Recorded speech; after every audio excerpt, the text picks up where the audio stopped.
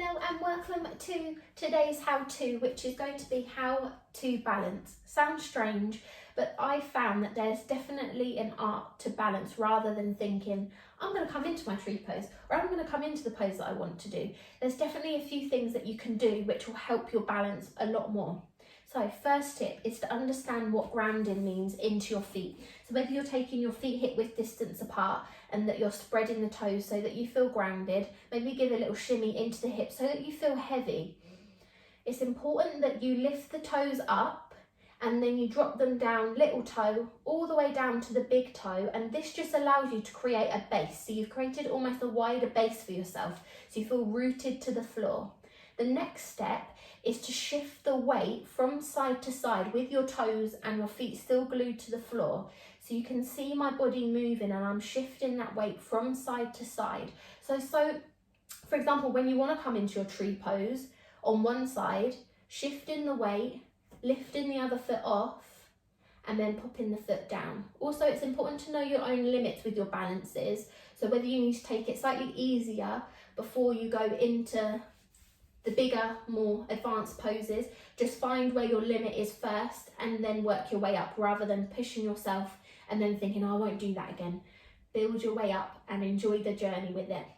Second tip is about hip flexors.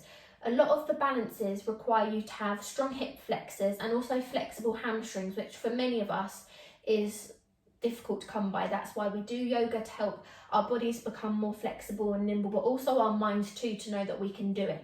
So particular tips I like to do and things I like to do, again, taking my weight transfer and just taking a bend in the leg. So turning to the side, my leg's at a right angle, but I'm having to use my hip flexors to lift that leg so that it's nice and aligned from the hip, toes pointing down with feet and sole of the feet pointing towards the floor.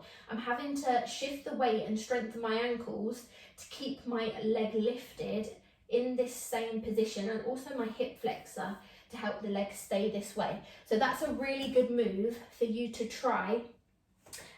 Just when you stand in the kitchen, you know, sometimes I sort of stand while I'm cutting something because it takes your mind off. If you're doing something else and you're standing, you're not thinking about it, you'll find that you actually can do it. And also if I'm standing in a queue, I'll shift my weight from side to side. Might look a bit strange, but at this point I don't really mind.